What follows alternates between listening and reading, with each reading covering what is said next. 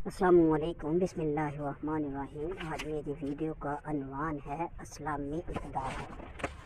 اسلام کے اخلاقی اقدار اور اسلامی معاشرے کے بنیادی اوصاف۔ بقول ارسطو، انسان ایک معاشرتی جانور ہے۔ ماں کے پیٹ سے لے کر موت تک اس کو زندگی گزارنے کے لیے مختلف رابطوں اور تعلقات کی ضرورت ہوتی ہے۔ جسے معاشرے کی حاجت نہ ہو وہ خدا ہے یا درندہ، انسان نہیں ہے۔ چنانچہ انسان حقوق و فرائض کے ایک دائرے میں محصور اور مقید ہے۔ کسی بھی فرد کو دوسرے فرد یا معاشرے کے ساتھ تعلقات درست بنیادوں پر استوار کرنے کے لیے دو چیزوں کی ضرورت ہوتی ہے، نمبر 1 اخلاق اور نمبر 2 قانون۔ ان دونوں میں زیادہ عام چیز اخلاق ہے۔ یہی وجہ ہے کہ مغربی معاشرے میں جہاں اخلاق سے زیادہ قانون کا سہارا لیا جاتا ہے، وہاں اگر کسی وقت قانون کی گرفت ڈھیلی پڑ جائے تو معاشرہ افراتفری کا شکار ہو جاتا ہے۔ اس کے مقابلے میں وہ معاشرہ جس کی بنیادیں اچھے اخلاق پر قائم ہوں، وہاں قانون کے بغیر بھی لوگ برائیوں سے دور رہتے ہیں۔ اچھے اور برے اخلاق کا معیار کیا ہے؟ اخلاق خلق کی جمع ہے۔ اس کے لغوی معنی عادت کے ہیں۔ اصطلاح میں اس عادت کو کہتے ہیں جس میں پختگی پیدا ہو جائے۔ وہ اچھی بھی ہو سکتی ہے اور بری بھی۔ امام غزالی احیاء العلوم میں اخلاق کی تعریف کرتے ہوئے یوں لکھتے ہیں کہ خلق نفس کی اس حیث راسنا کا نام ہے جسے تمام افعال صادر ہوں۔ اگر افعال عقلاً شرعاً عمدہ اور قابل تعریف ہوں تو اس حیث کو خلق کی حسن، اور اگر برے اور قابل مذمت ہوں تو بد خلقی کہتے ہیں۔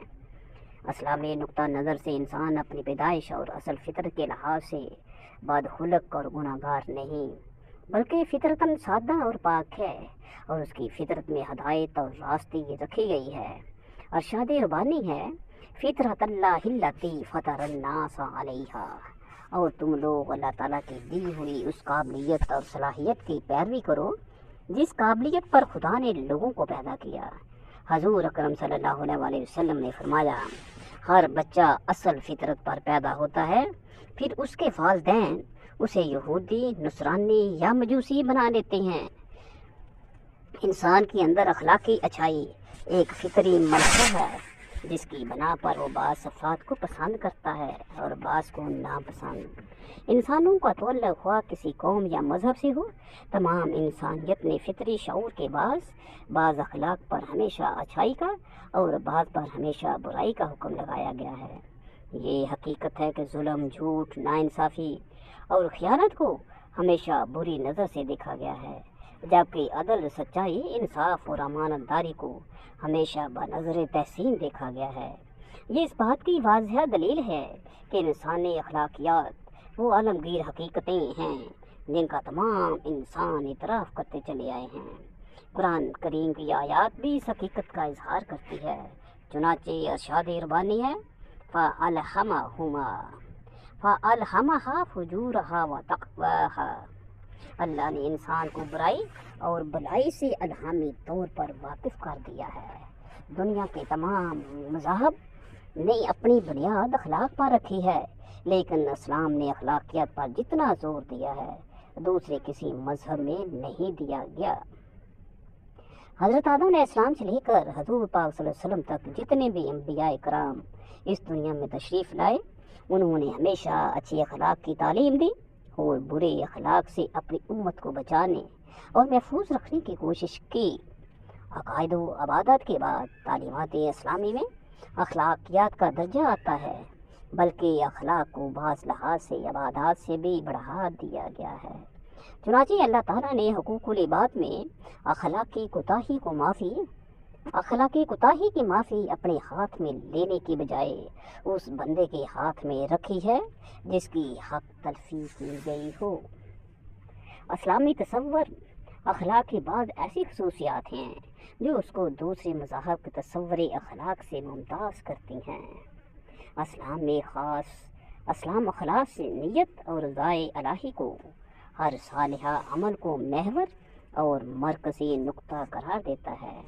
یہی شرط اخلاقیات کو عبادات کے درجے تک پہنچاتی ہے اور انسان کے اندر قوانین اخلاق پر عمل کرنے کا حقیقی جذبہ پیدا کرتی ہے۔ اسلام میں تصور اخلاق میں اتنی جامعت اور ہمہ گیری ہے کہ زندگی کا کوئی شعبہ ایسا نہیں جس کے متعلق اخلاقی تعلیمات موجود نہ ہوں۔ قرآن مجید علم اور اخلاق کی ایک حکیمانہ کتاب ہے۔ اسلام نے اخلاق، فلسفہ اخلاق اور شخصی اور قومی اخلاق پر مفصل بحث کی ہے، اور تعلیم اخلاق کو حضور اکرم صلی اللہ علیہ وسلم کی بعثت کے مقاصد میں سے ایک اہم مقصد قرار دیا تھا۔ چنانچہ آپ صلی اللہ علیہ وسلم کی بعثت اخلاقیات میں بھی تکمیلی حیثیت رکھتی ہے۔ قرآن مجید اس کی شہادت ان الفاظ میں دیتا ہے، وَإِنَّكَ لَعَلَىٰ خُلُقٍ عَظِيمٍ، بے شک آپ اخلاق بلند ترین مرتبے پر فائز ہیں۔ خدا آپ صلی اللہ علیہ وسلم کا ارشاد گرامی ہے، مجھے اخلاق کریمہ کی تکمیل کے لیے مبعوث کیا گیا ہے۔ ایک حدیث میں اچھے اخلاق کو ایمان کی تکمیل کی علامت قرار دیا گیا ہے۔ اکمال المومنین ایمانا احسنہم خلقا، لوگوں کے ساتھ اچھے اخلاق سے پیش آیا کرو۔ قیامت کے دن مومن کی میزان عمل میں کوئی چیز اچھے اخلاق سے زیادہ بھاری نہیں ہوگی۔ اللہ کے نزدیک زیادہ محبوب اور قیامت کے دن مجھ سے زیادہ قریب وہ ہوگا جو تم میں سب سے بہتر اخلاق کا حامل ہوگا۔ آدمی اپنے اچھے اخلاق کی بدولت بسا اوقات وہ درجہ پا لیتے ہیں جو دن میں روزہ رکھنے اور رات بھر کی نماز پڑھنے سے حاصل ہوتا ہے۔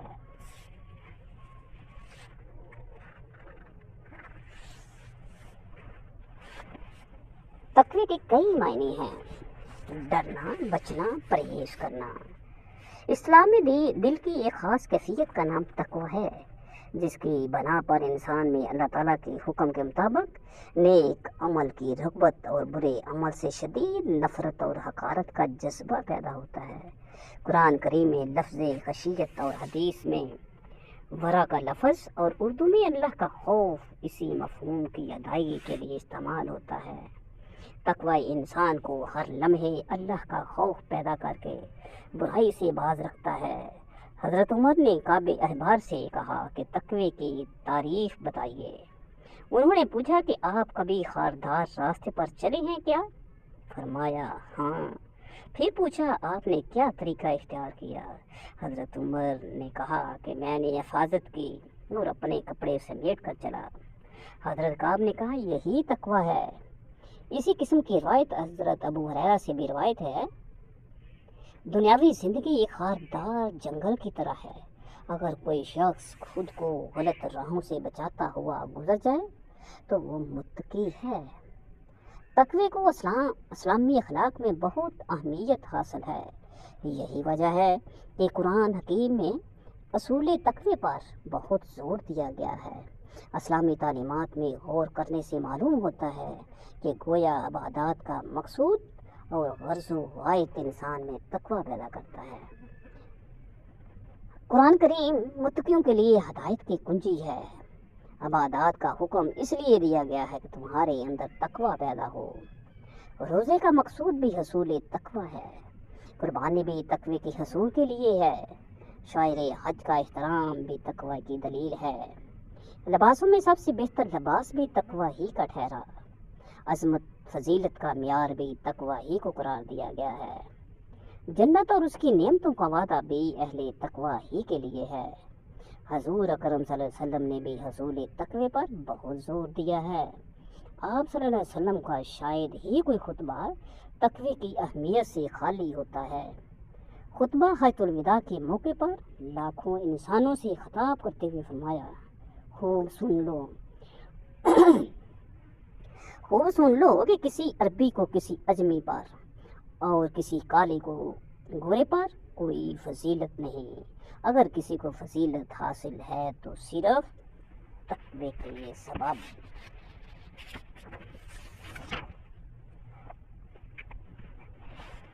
تقوی کے درجات۔ امام بیضاوی رحمۃ اللہ علیہ نے تقوی کے 3 درجے بیان کیے ہیں۔ ادنا درجہ یہ ہے کہ اللہ کے عذاب سے ڈر کر خالص توحید اختیار کرنا اور شرک سے بچنا یعنی ایمان لانا۔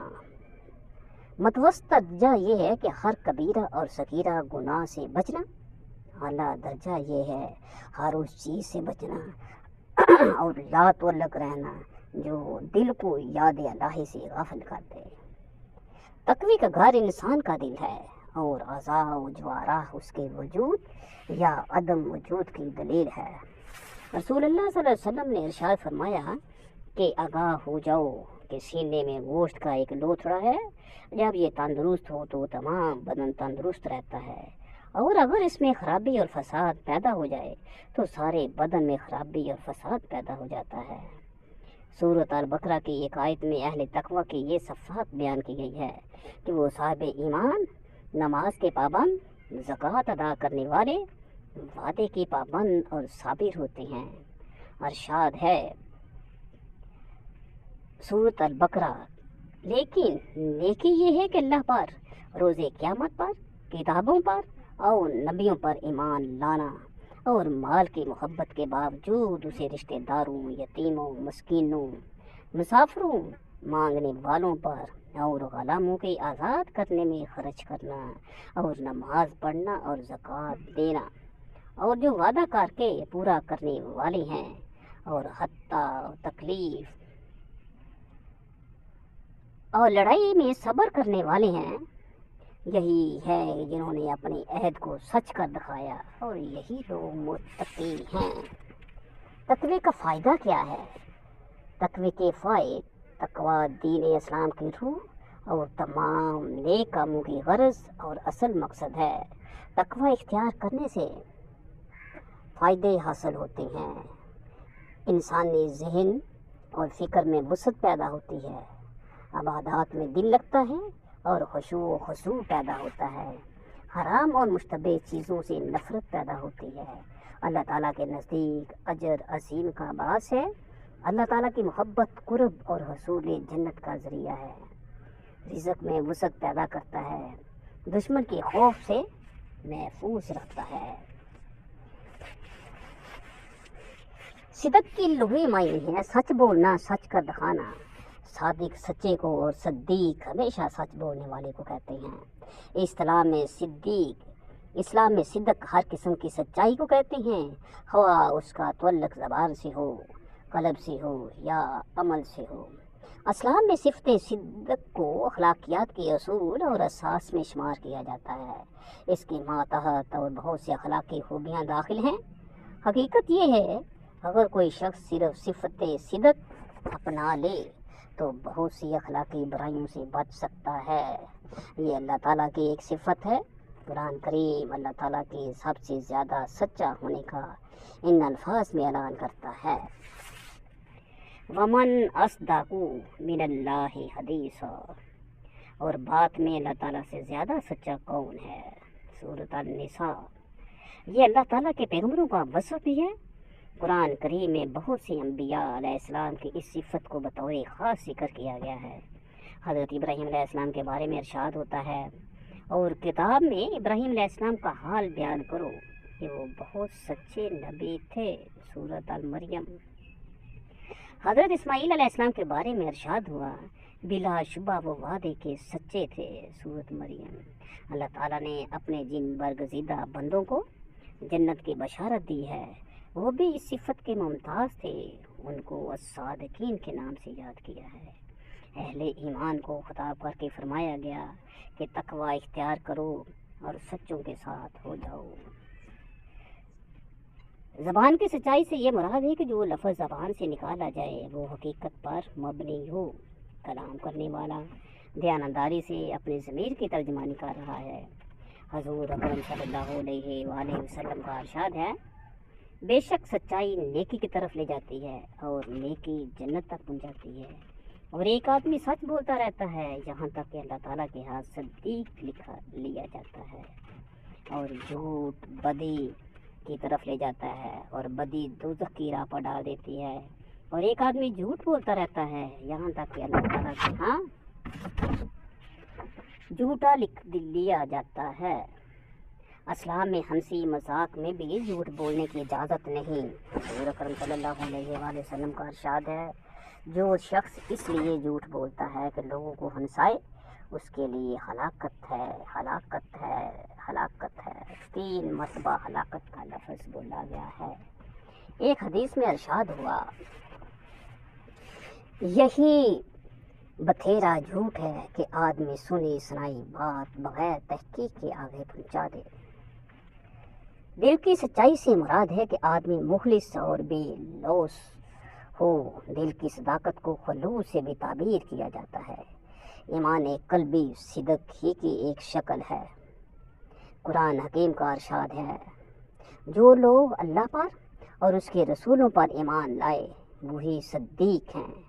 ایک مرتبہ حضور اکرم صلی اللہ علیہ وسلم سے پوچھا گیا کہ کیا مومن بزدل ہو سکتا ہے؟ آپ صلی اللہ علیہ وسلم نے فرمایا ہاں۔ پھر پوچھا گیا کیا بخیل ہو سکتا ہے؟ فرمایا۔ پھر پوچھا گیا کیا جھوٹا ہو سکتا ہے؟ فرمایا نہیں۔ کوئی بھی عمل اگر دل کی سچائی سے خالی ہے، یعنی اگر اس میں اخلاص نہیں، تو ظاہری شکل و صورت کے اعتبار سے وہ کتنا ہی اچھا عمل کیوں نہ ہو، اللہ کے نزدیک اس کی کوئی حقیقت نہیں، بلکہ اندیشہ ہے کہ ریاکاری کے سبب وہی عمل الٹا باعث عذاب بن جائے۔ عمل کی سچائی سے مراد ہے کہ آدمی کی اعضاء جوارح اس کے قول اور دل کی ترجمانی کر رہے ہوں اور اس کا ظاہر اور باطن ایک ہو۔ قرآن کریم نے اس کی طرف اشارہ کرتے ہوئے فرمایا کہ مومن صرف وہ ہے جو اللہ اور اس کے رسول پر ایمان لائے، پھر اس ایمان میں انہیں کوئی شک نہ رہا اور اللہ کی راہ میں اپنی جان اور مال سے جہاد کیا، صرف وہی صادق لوگ ہیں۔ حضور اکرم صلی اللہ علیہ وسلم صدق کے پیکر تھے۔ دعوی نبوت سے قبل ہی کفار قریش میں آپ صلی اللہ علیہ وسلم کی صداقت مسلم تھی۔ ہمیں بھی چاہیے کہ ہم صداقت کے پیکر بنیں اور اپنے قول و عمل سے یہ ثابت کر دکھائیں کہ کامیابی کا راز آج بھی صداقت ہی میں پوشیدہ ہے۔ بعض غیر مسلم اقوام چند دنیاوی امور میں سچائی کو اپنا رکھا ہے، اس کی بنیاد ہی پر معاشی میدان میں آگے نکل رہے ہیں، لیکن افسوس کہ مسلمانوں نے دنیاوی مفاد کی خاطر حق گوئی کو چھوڑ دیا، اسی وجہ سے اپنا اعتبار اور وقار کھو دیا۔ ہم ان تمام اخلاقی صفات کا پیکر بنیں اور ظاہری طور پر جھوٹ میں خواہ کتنا ہی نفع نظر آ رہا ہو، اس بات کا یقین رکھیں کہ آخر کار کامیابی سچائی میں ہی ہے۔ بقول سید سلمان ندوی رحمۃ اللہ علیہ، سمندر اپنا رخ پھیر دے تو پھیر دے، پہاڑ اپنی جگہ سے ڈل جائے تو ڈل جائے، مگر کسی مسلمان کی یہ شان نہ ہو کہ منہ سے جو کہے وہ اس کو پورا نہ کرے اور جو قول و قرار کرے اس کا پابند نہ رہے۔ اللہ تعالیٰ نے متعدد آیات میں ایفائے عہد کو اپنی طرف منسوب کیا ہے، چنانچہ فرمایا ہے وَلَن يُخْلِفَ اللَّهُ وَعْدَهُ، اللہ اپنے وعدے کو ہرگز نہیں ٹالے گا۔ وَمَنْ أَوْفَىٰ بِعَهْدِهِ مِنَ اللَّهِ، اللہ اور اللہ سے زیادہ اپنے وعدے کو پورا کرنے والا کون ہے؟ حضور اکرم صلی اللہ علیہ وسلم کی ذات یا برکات میں دوسرے محاسن اخلاق کی طرح یا خلق بھی انتہائی درجے تک پہنچا ہوا تھا، جس کا دشمن بھی اعتراف کرتے تھے۔ اس کی تائید کے لیے نبوت سے پہلے کا ہی ایک واقعہ کافی ہے کہ عبداللہ بن ابی العما نے آپ سے کوئی معاملہ کیا اور آپ صلی اللہ علیہ وسلم کو بٹھا کر چلے گئے کہ آ کر حساب دیتا ہوں۔ اتفاق سے انہیں خیال نہ رہا اور 3 بعد آئے تو آپ صلی اللہ علیہ وسلم کو اسی جگہ تشریف فرما دیکھا۔ ان کو دیکھ کر آپ صلی اللہ علیہ وسلم نے فرمایا کہ میں 3 دن سے یہاں تمہارے انتظار میں بیٹھا ہوں۔ صحیح بخاری۔ انسان چونکہ فطرتاً اجتماعیت پسند ہے، اس لیے معاشرے کے افراد کا ایک دوسرے کے ساتھ باہمی تعاون لازمی ہے اور یہ عہد کو پورا کیے بغیر ممکن نہیں۔ اس لیے قرآن کریم نے اس کی تاکید متعدد جگہ کی ہے۔ ارشاد باری تعالیٰ ہے بنی اسرائیل وَأَوْفُوا بِالْعَهْدِ إِنَّ الْعَهْدَ كَانَ مسئولا، اور وعدے کو پورا کرو، بے شک وعدوں کے بارے میں باز پرس ہوگی۔ ایک آیت میں حقیقی مومن کی نشانی یہ بتائی گئی وہ اپنی امانتوں اور اپنے وعدوں کا پاس کرتے ہیں۔ المومنون